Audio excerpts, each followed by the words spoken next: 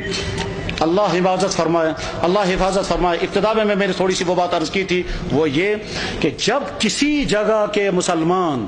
نماز پڑھ سکتے ہوں، رکاوٹ کوئی نہ ہو، پھر بھی نہ پڑھے۔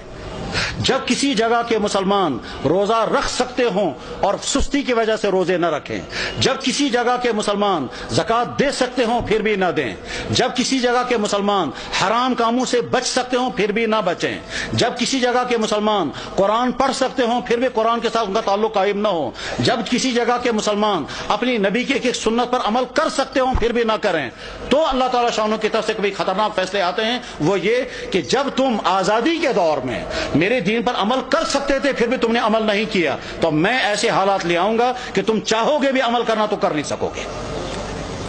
اس کی مثال نمبر 1 اندلس کی میں نے پیش کر دی تھی کہ اندلس میں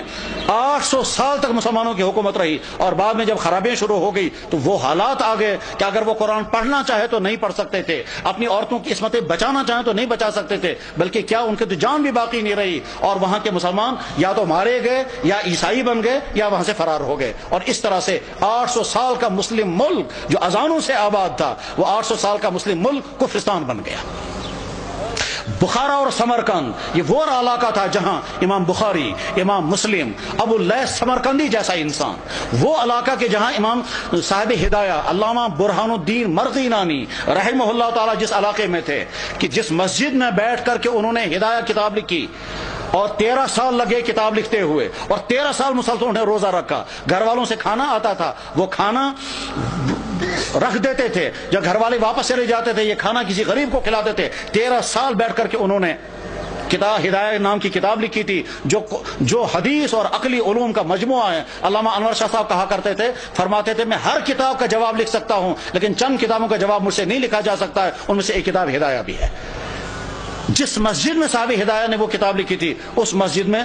شراب کھانا چلتا ہے۔ غرض یہ کہ جب بخارا اور سمرقند جیسے علاقے میں وہ حالات آ گئے کہ وہاں قرآن رکھ نہیں سکتے، کلمہ پڑھ نہیں سکتے، مسجدوں میں تالے لگ گئے، تو اللہ تعالیٰ شانوں کو طاقت ہے، اگر غضبناک ہو جائیں تو ان علاقوں میں بھی یہی حال ہو سکتا ہے جن علاقوں میں مسلمانوں کو موقع ہے وہ اپنے دین پر چلیں۔ میرے بھائیوں، اس غلط فہمی میں مت رہیں کہ ہمارے لیے وہ حالات نہیں آ سکتے ہیں، ہماری پچھلی تاریخ میں ایسے حالات آ چکے ہیں۔ چنانچہ کشمیر کی پچھلی تاریخ میں ایک زمانہ ایسا آیا تھا جب سکھوں کا دور تھا، مسجدوں میں تالے لگے تھے، اور جو نماز پڑھنا چاہتا تھا اس نماز پڑھنا اس کی جسم سے کھال نکالی جاتی تھی سب لوگوں کے سامنے تاکہ باقی لوگ نماز نہ پڑھیں۔ سری نگر کی جامع مسجد میں گھوڑے باندھے گئے تھے،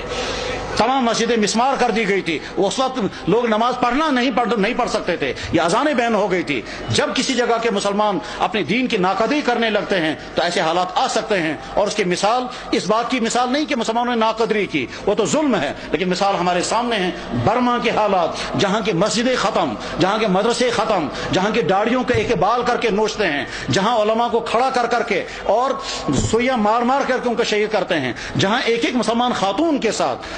20 30 بلکہ 100 آدمی بدکاریاں کرتے ہیں اور کھلے عام کرتے ہیں، جہاں مسلمان عورتوں کو کھڑا کر کے آگ لگا کر جلا دیتے ہیں، جہاں مسلمان عورتوں کی گودوں کے اندر ان کے بچوں کو ذبح کر دیتے ہیں، اور ساری دنیا کے مسلمان دیکھ رہے ہیں مگر کوئی کچھ نہیں کر سکتا۔ جب ان مظلوم مسلمانوں کے لیے کوئی آواز نہیں اٹھا رہا ہے تو آپ بے فکر یہ مت رہیں ہمارے ساتھ اگر کبھی ایسا ہوا تو ساری دنیا کے مسلمان سرگرم ہو جائیں گے۔ آج کا مسلمان بے حس ہو چکا ہے، آج کا مسلمان دنیا کے حکمران، ان کے بیوروکریٹ، ان کے تمام ہائی کلاس طبقے وہ اپنی عیاشوں میں ڈوبے ہوئے ہیں، کسی سے کوئی امید نہیں ہے۔ اپنے دین پر جمنے کا فیصلہ کر کے اٹھیں،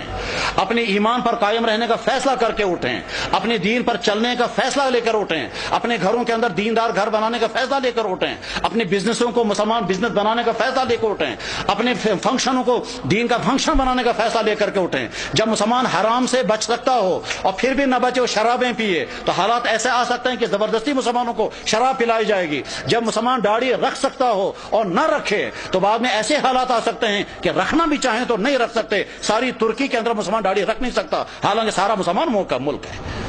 تو ایسے حالات آ سکتے ہیں، اس لیے اپنے دین کے ساتھ وفاداری کا فیصلہ کرو، ورنہ تو ایسا ہو سکتا ہے کہ اللہ جب تم میرے دین کے ساتھ وفاداری نہیں کرو گے تو میں تم پر ایسے حالات لا سکتا ہوں کہ تم چاہو گے بھی میرے دین پر عمل کرنا تو کر نہیں سکو گے۔ اللہ جل شانہ اس برے انجام سے ہم سب کی حفاظت فرمائے، ہمارے ان اکابرین کی حفاظت ہو، مدارس کی، مساجد کی، دین کے و دینی اداروں کی، دین کے کام کرنے والوں کی اور دین پہ جننے والوں کی مدد فرمائے۔ وآخر دعوانا ان الحمد للہ رب العالمین برحمتک یا ارحم الراحمین، آمین۔